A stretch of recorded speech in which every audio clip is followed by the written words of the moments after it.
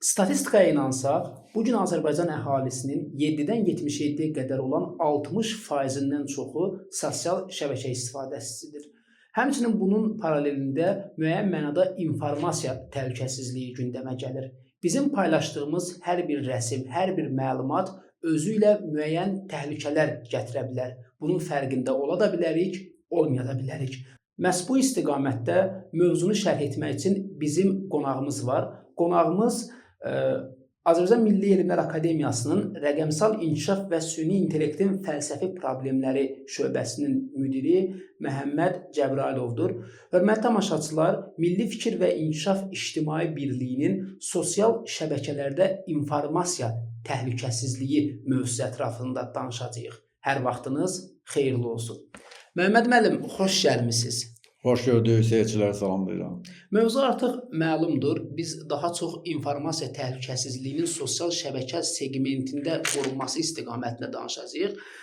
Ümumiyyətlə, sosial şəbəkələrdə ən çox rast gəlinən informasiya təhlükəsizliyi problemləri hansılardır?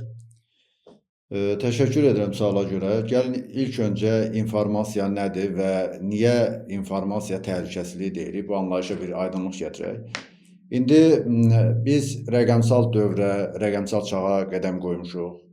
Yəni, ənənəvi informasiya alətləri mühiti dəyişibdir. Yeni informasiya alətləri meydana çıxıb. Yəni, bu rəqəmsal mühitdə biz əvvəl deyək ki, şifahi danışırdıq və ya da canlı danışırdıq. İnsanlarla təmas, ünsiyyət canlı idi. Amma indi hal-hazırda rəqəmsal inkişaf elə bir mərhələyə çatıb ki, yəni bu texnoloji inkişaf elə bir mərhələyə çatıb ki, informasiya ilə artıq sən müraciət etməyin böyük kütlələrə, hətta böyük toplumlara təsir edə bilər.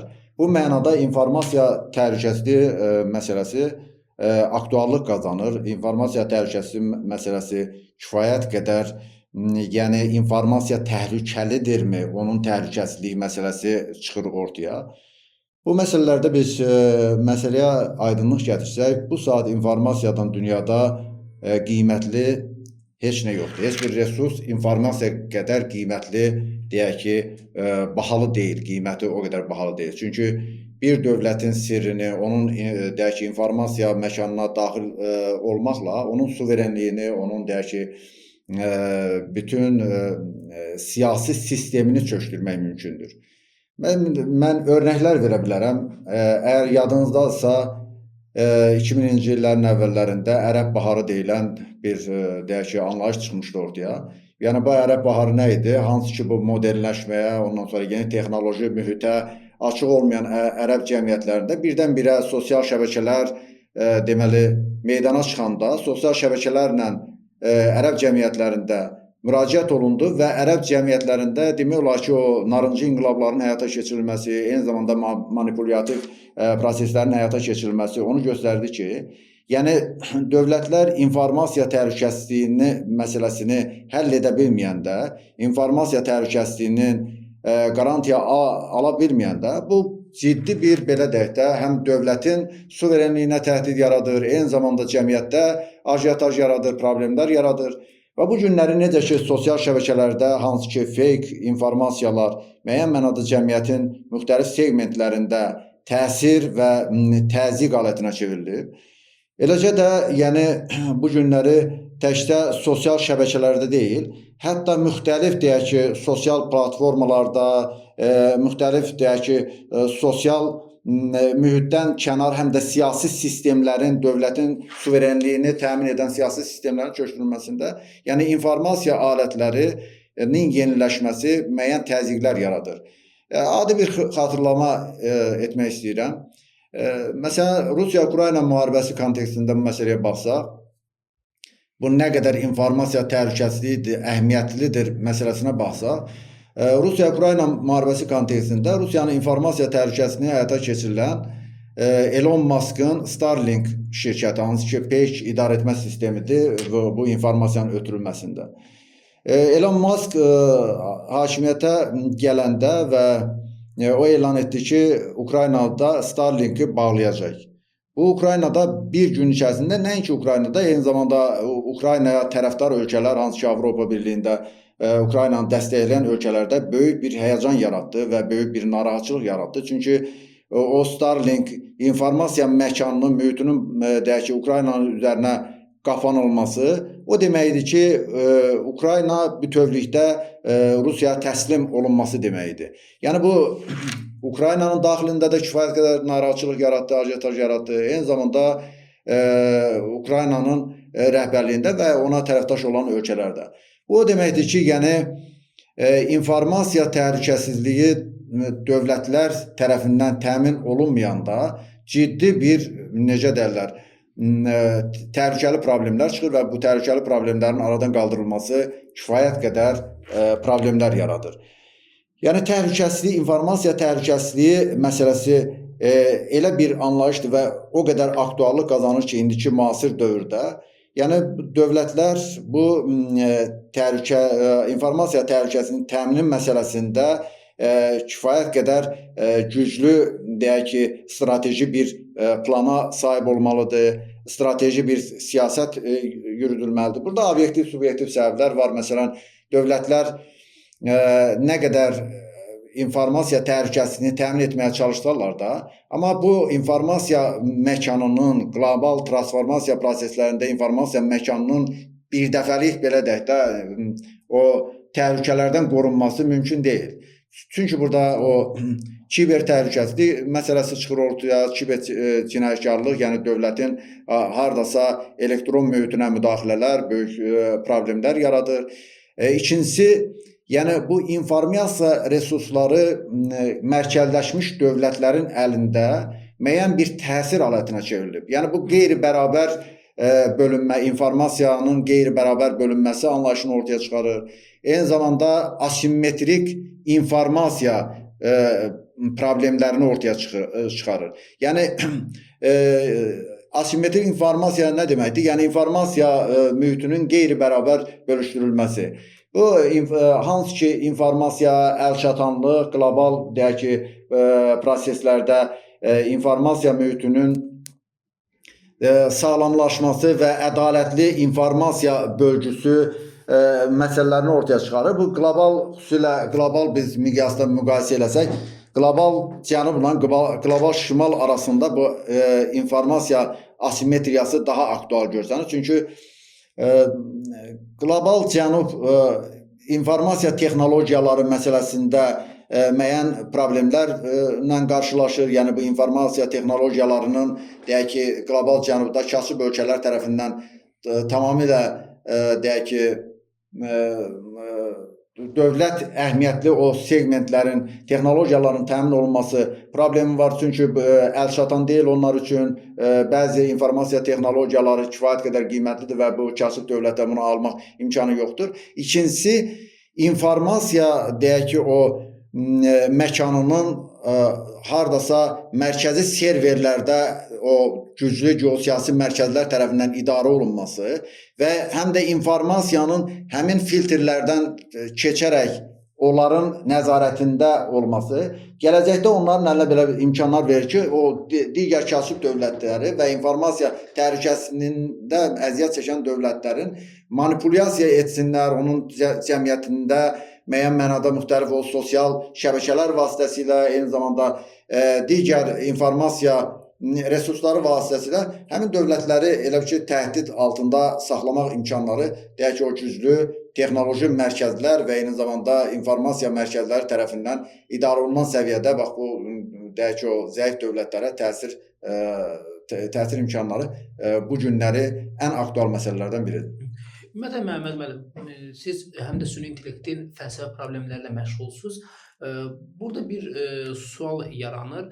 Bugün görürsünüz ki, məsələn, bir video hazırlanır. Hətta dövlət başçısının adından belə biz hazırlanmış bir videonu gördük. Yəni baxırsınız ki, fərqləndirmə olmur real videodan və yaxud da kiminsə adına videolar hazırlanır. Təbii ki, bunlar süni intellekt alətlə həyata keçirilir. Bununla bağlı hansı qabaqlayıcı tədbirlər görmək olar və sizin fikrinizin davamı olaraq siz necə görürsünüz? Ümumiyyətlə sosial şəbəkələrdə, internet məkanında müəyyən qədər çərçivələnməyə, senzuraya indiki dövrdə, yəni informasiyanın mənfi nəticələri aparıb çıxarılması üçün müəyyən qədər senzura proseslərinə ehtiyac varmı? Təbii ki, yəni bu ciddi bir problemdir. Hansı ki, məsələn, 44 günlük Azərbaycanın müharibəsində, 2-ci Vətən müharibəsində və antiterror əməliyyatlarında da biz informasiya müharibəsində demək olar ki, dövlət başçısının bu məsələdə xüsusilə tək başına demək olar ki, o informasiya müharibəsində o fake xəbərlərə qarşı qlobal deyək ki, məkanda Azərbaycana qarşı yönələn o çeşitli məlumatların, eyni zamanda fake məlumatlarının deşifrə olunması, onların deyək ki, zərərsiz vəziyyətə gətirilməsi üçün dövlət başçısı kifayət qədər yadımızdadır ki, o 44 günlük müharibədə dünyanın ən nüfuzlu informasiya mərkəzlərinə müsahibələr verdi və bu müəyyən mənada o Azərbaycan haqqında formalaşan mənfi deyək ki, ab-havanı yumşaltdı kifayət qədər. Amma əgər gəlsək sosial şəbəkələr daxilində bugünkü süni intellekt algoritmlərindən işləyən fake xəbərlərin yaranması, eyni zamanda tutaq ki, süni intellekt elə bir səviyyə yüksəlib ki, hansı ki, indi ChatGPT-4 vasitəsilə və süni intellektin ən deyək ki, müasir proqramları vasitəsilə istənilən insanın süni intellekt vasitəsilə demək olar ki, o avatarını yaratmaq mümkündür. İkinci bir deyək ki, onun fake deyək ki, hesabını yaratmaq mümkündür. Və bu cəmiyyətdə böyük problemdir. Nəinki cəmiyyətdə, ümumiyyətlə qlobal problemdir və dövlətlərin daxilində də bu məsələlər artıq genişlənməkdədir, kifayət qədər problem bir səviyyəyə gəlməkdədir. Hətta bununla bağlı deyək ki, bu məsələlərin qarşısının alınması ilə bağlı inzibati yollara əl atılması, qanunlar qəbul olunması məsələsi gündəmə gəlir. Amma düşünmürəm ki, bu məsələlər yalnız inzibati yollarla həll oluna bilər. İndi kiber cinayətkarlığı haqqında Azərbaycan da qanunvericiliyində kifayət qədər təkmilləşmə işləri aparıbdır. Bu qanunvericilik artıq günün tələblərinə və dövrün tələblərinə uyğunlaşdırılması istiqamətində addımlar atır, yeniləşir, sərt tədbirlərin həyata keçirilməsi addımlara atılır. Amma bu o demək deyil ki, tamamilə belə deyək də, bu günləri süni intellektlə yaradılan fake xəbərlər, informasiya məkanında məqsədli manipulyasiyalar, eyni zamanda nəzarət sistemlərinin başqa-başqa əllərə keçirilməsi və digər deyək ki, cəmiyyətdə çaşdırıcı, caydırıcı addımların atılması. Bax, biz fake xəbərlə süni intellektdə elə bir, biz diqqəti çəkmək istəyirəm 12 günlük İsrail-İran müharibəsinə. Və faktiki olaraq İsrail İranın demək olar ki, hava məkanını pozmuşdu və demək olar ki, hava məkanı açıq idi İsrailin üzərinə və bombalar yağdırırdı. Amma İran da bu informasiya müharibəsində süni intellektlə düzəldilmiş, güya ki, İsrailin demək olar ki, yerlə yeşdan eləyib, demək olar ki, dikələn bir bina yoxdur. Yəni, bu cür elə belə canlı və inandırıcı materiallar var idi ki, hətta qlobal dünyada belə İranın bu addımlarını həyəcan verici səviyyədə belə insanlar izləyirdilər və sonra məlum oldu ki, bu süni intellektlə yaradılmış, demək olar ki, fake süni intellekt deyək ki, bir lentidir, onun deyək ki, bir xəyal ürünüdür. Halbuki belə deyək də, reallıqda isə belə bir şey yox idi. Yəni, bu təhlükəli bir, necə deyirlər, məqama gəlməyə ifadə edən bir narahatçılıq doğuran bir məsələdir. Hansı ki, süni intellektin gələcəkdə nəzarətdən çıxması, süni intellektin tamamilə nəzarətdə saxlanılması, eyni zamanda etik məsələlər, bu hal-hazırki dünyanın və eyni zamanda ölkəmizin də ən ciddi narahat edici məsələlərdəndir. Süni intellekt sürətlə inkişaf edir. Yəni, biz elə bir dövrə gəlmişik ki, süni intellekt algoritmləri, bilirsiniz, süni intellekt necə işləyir, hansı prinsiplərlə işləyir, bu başqa söhbətin mövzusudur. Amma seyircilər üçün maraqlı olsun deyə, yəni biz hal-hazırda sizlə danışırıq, siz məni dinləyirsiniz bu studiyada və bizim neyronlarımız hansı algoritmi ilə çalışırsa, süni intellekt də eyni ilə, yəni bizim deyək ki, o neyron şəbəkəsi, bizim beynimizdəki o 80-90 milyardlıq neyronun necə çalışırsa, süni intellektdə də 80-90 milyard yox, trilyonlarla neyron yükləmək mümkündür. Və o neyronlar, siz təsəvvür edin ki, yəni bizim deyək ki, hal-hazırki müasir insanın deyək ki, düşüncə, eyni zamanda təfəkkür miqyasından, sərhədlərindən nə qədər böyük bir imkanlara malikdir. Və bu günlər süni intellekt algoritmləri biz necə ki, deyək ki, telefonu, saatı beynimizdə artıq o neyron, cavabdeh neyron ona məsuldur ki, bu telefondur, bu saatdır. Eyni zamanda süni intellektdə də tanıtma verməklə, neyronlarına tanıtma verməklə, yəni bu algoritmlərlə çalışır və demək olar ki, deməyim odur ki, yəni gələcəkdə istənilən bir sıradan bir insan süni intellektə sifariş verməklə istənilən bir belə deyək də həyəcanlandırıcı, cəmiyyəti manipulyasiya edən, cəmiyyətdə böyük narahatçılıqlar yaradan, eyni zamanda cəmiyyəti nəzarətdə saxlayan, cəmiyyətin o mənəvi, hüquqi, etik məsələlərini pozan kifayət qədər deyək ki, süni intellektlə təsirlər etmək mümkündür və bu cəmiyyətdə böyük narahatçılıqlar yaradan məsələdir. Təbii ki, Azərbaycan dövləti bu məsələlərdə hansısa bir süni intellekt konsepsiyası artıq bu yaxın vaxtlarda qəbul olunubdur. Amma bu strategiya dövrün tələblərinə uyğun yeniləşməlidir, qanunlarla tənzimlənməlidir və bu gün hal-hazırda sosial şəbəkələrdə, platformalarda bu mövcud özbaşınalıq, ondan sonra sərhəd tanımayan, deyək ki, o çaşdırıcı və fake informasiyaların bugün o informasiya məkanında tuğyan etməsi onu göstərir ki, bu məsələlər informasiya təhlükəsizliyi ilə bağlı məsələlər kifayət qədər nəzarətdə saxlanılmalıdır. Bu, eyni zamanda dövlətin vacib ən prioritet istiqamətlərindən biri olmalıdır. Necə ki, Azərbaycanda da bu vacib bir sahə kimi nəzarətdə saxlanılır. Amma informasiya təhlükəsizliyi məsələsi daim bu məsələdə strateji qərarlar qəbul olunması ilə bağlı cavabdeh dövlət orqanları və qurumlar bu məsələdə daim diqqətli olmalıdır. Mövcud deyək ki, o geosiyasi şərait nəzərə alınmalıdır. Hansı ki, böyük deyək ki, o qlobal güclərin informasiya məkanında necə ki, o əllərində olan texnoloji imkanlardan, eyni zamanda informasiya imkanlarından yararlanırlar və dövlətlərə təsirlər edirlər. Bu, qeyri-bərabər informasiya məkanının mühitinin formalaşmasına gətirib çıxarır.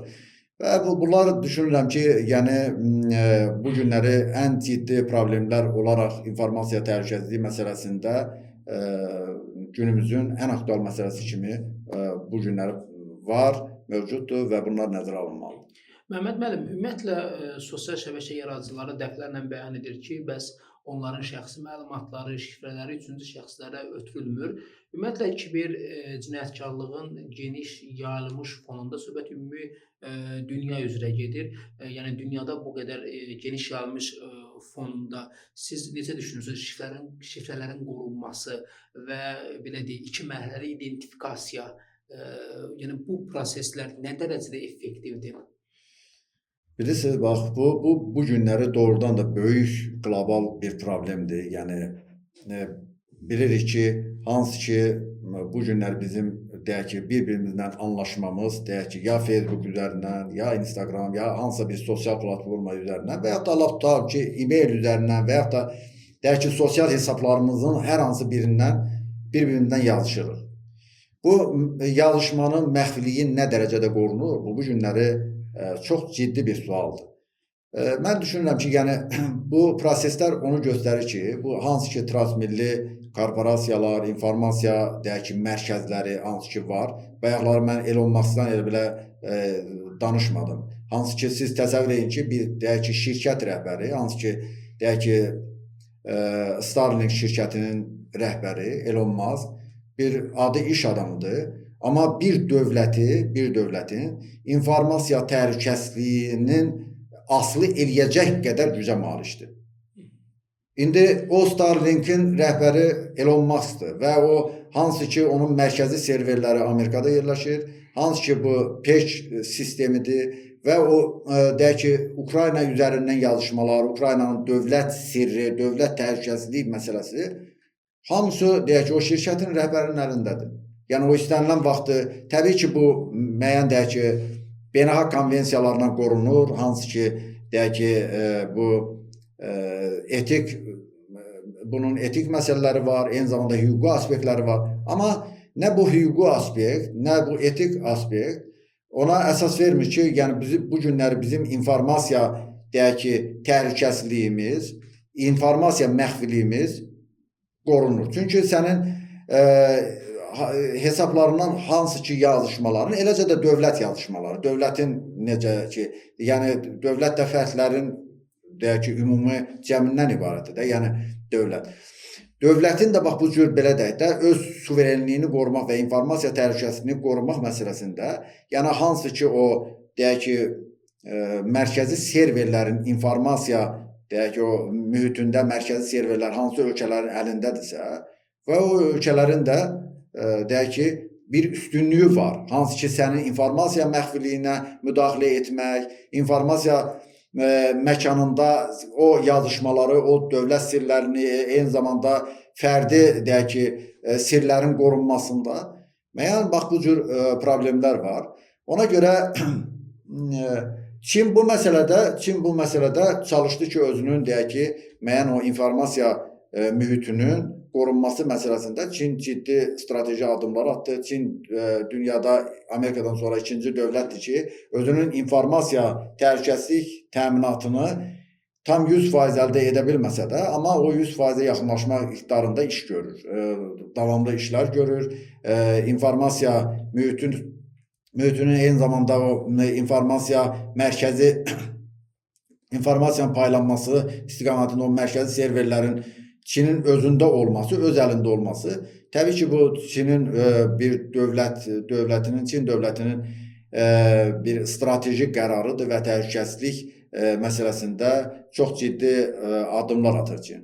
Yerdə qalan dövlətlərin isə bu məsələdə demək olar ki, o informasiya təhlükəsizlik məsələsi tam bir mənalı biz 100% bu təminatlıdır və hansı ki, bizim deyək ki, məxfi məlumatlarımız, dövlət sirlərinin qorunması məsələsi biraz bunlar bu günləri sualdır və şübhəli məsələlərdir.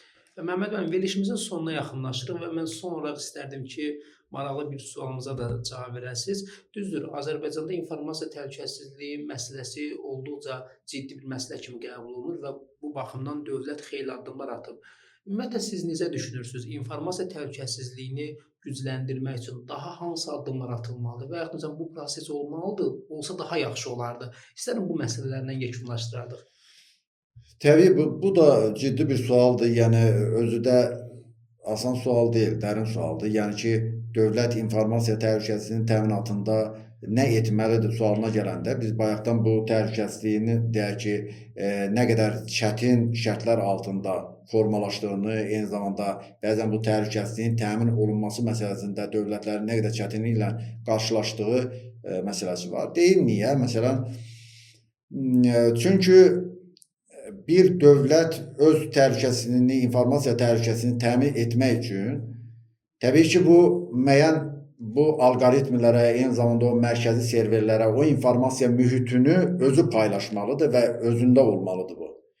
İndi burada qlobal çıxış var, qlobal çıxış. Hansı ki, bu qlobal çıxışda bu transformasiya prosesləri, eyni zamanda qlobal informasiya mübadiləsi falan. Məsələn, biz deyək ki, o fərdlərin hansısa sosial şəbəkələrdə, platformalarında, hesablarından çıxışı bu dövlət məhdudlaşdırma imkanı yoxdur. Yəni, ya bir dəfəlik deyək ki, bunlar ciddi suallardır. Ya bir dəfəlik tutaq ki, Facebook bağlanmalıdır, bu sosial şəbəkə deyək ki, aradan qaldırılmalıdır. Və yaxud da Instagram və yaxud da digər sosial şəbəkələr, Twitter və yaxud da başqaları. Bu, ya bu bağlanmalıdır, ya da bu fəaliyyətdədirsə, demək olar ki, bura nəzarət etmək imkanları artıq sualı çıxır ortaya. Sən nə dərəcədə bura nəzarət edə bilərsən? Bu nəzarət mexanizmləri bu günləri demək olar ki, o əlçatan deyil. Yəni ki, təsirli bir, deyək ki, o nəzarət mexanizmləri olsun, hansı ki, bloklayıcı və yaxud da tutalım ki, Azərbaycan dövləti tərəfindən. Deməli, burada hardasa bir nizamlayıcı imkanlara sahib olmaq lazımdır. Bunun da əsası ondan gedir ki, yəni Azərbaycanda bu filtrlər hansı ki, deyək ki, bu informasiya mübadiləsində filtrlər qurulmalıdır. Bu da bu günləri o deyək ki, texnoloji bu məsələdə harasa innovativ texnoloji sənin imkanların olmalıdır ki, onları edə biləsən və bu təhlükəsizliyini təmin etmək üçün bu addımlar atılmalıdır. Digər tədbirlər tutaq ki, daxili platformaların yaradılması ki, hansı ki, ünsiyyət platformaları. Məsələn, Çin, bayaqları misal gətirdim, Çin bunu eləyib. Rusiya da bu işlərdə addımlar atılmaq istəyir ki, yəni bu informasiya mühitinin nəzarətdə saxlanması, eyni zamanda sosial platformalar, dövlətin suverenliyini, informasiya suverenliyinin qorunması üçün addımlar atılması çətindir. Çünki bu texnoloji bu günləri o deyək ki, bu dəyişilmələr, texnoloji inkişafda sən də bir dövlət kimi rol almalısan, özünün o texnoloji imkanlarını, şəbəkələrini qurmalısan. Çünki bilirsiniz, bəzən bizə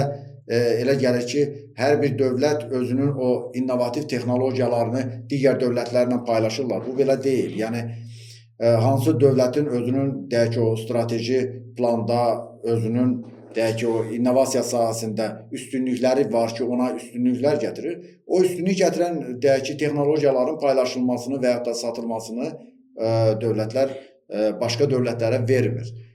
Bu mənada yəni yalnız qalır ki, məsələn, Çin nəyə görə bu məsələdə Amerikaya alternativ oldu?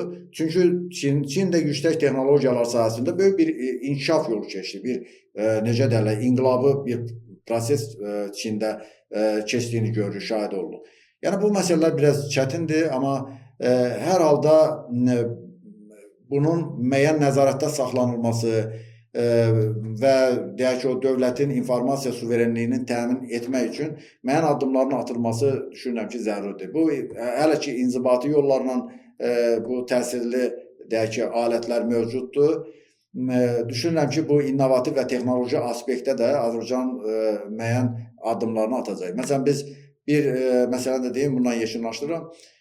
Biz 2014-cü ildə Starlink deməli yer peykini, biz SpaceX deməli peyklərini səmaya buraxdıq, fəzaya buraxdıq və o dövrdə bəlkə də bizim insanlar bu qədər pulun niyə xərclənməsi sualını verirdilər. Amma görünür ki, dövlət bu məsələdə çox ciddi bir strateji qərarlar alınıb. Bu da müəyyən mənada bax o hansı ki bizim o SpaceX deyək ki, peykimiz, SpaceX peykimizin ki, hansı ki, yerüstü peyki, yer gəlmişdən deyim ki, deməli, 44 günlük müharibədə də həmin o, deməli, bizim o səmaya buraxdığımız SpaceX deməli, telekommunikasiya peyklərinin kifayət qədər bizə faydası oldu, hansı ki, qarşı tərəfin, düşmənin deməli, o hərbi obyektlərin izlənilməsi, dəqiq hədəflərin vurulması baxımından. Yəni, bu məsələdə o, deyək ki, informasiya suverenliyimizi qoruya bildik 44 günlük müharibədə. Yəni, Azərbaycan bu məsələdə geridə olan ölkə deyil, daim Azərbaycan bu məsələdə o innovativ texnologiyaların Azərbaycana gətirilməsi istiqamətində daim çaba göstərir. Ümid edirik ki, yəni Azərbaycan özünün informasiya suverenliyinin qorunması istiqamətində dövlətimiz əhəmiyyətli qərarları ən yüksək səviyyəyə çatdırmaqla informasiya təhlükəsizliyimizi həyata keçirəcək. Məhəmməd müəllim, çox sağ olun gəldiyiniz üçün və maarifləndirici, maraqlı söhbətləriniz üçün ki, düşünürəm tamaşaçılarımıza bu çox dəyərli informasiyalar olacaq. Hörmətli tamaşaçılar, biz Milli Fikir və İnkişaf İctimai Birliyinin sosial şəbəkələrdə informasiya təhlükəsizliyi layihəsinin son verilişini sizlərə təqdim etdik. Ümumiyyətlə, veriliş boyunca həm sosial şəbəkə istiqamətdə, həm informasiya təhlükəsizliyi istiqamətində sahənin mütəxəssislərini, ekspertlərini dəvət etdik ki, fikirlərini bölüşsün və müəyyən mənada bilmədiyimiz məsələləri bizim üçün aydınlaşdırsın. Məqsəd maarifləndirməkdir, məqsəd bu istiqamətdə bilgisi zəif olan və yaxud da bilgisi olan və yenidən xatırlatmağa ehtiyacı olan insanlara müəyyən mesajlar, məlumatlar verməkdir. İnformasiya təhlükəsizliyi, informasiya siyasəti dövlət siyasətinin tərkib hissəsidir və biz düşünürük ki, informasiya paylaşarkən özünüzü qorumalısınız. Paylaşılan hər bir informasiya məsuliyyət yarada bilər. Belə, növbəti layihələrdə görüşmək ümidi ilə. Sağ olun.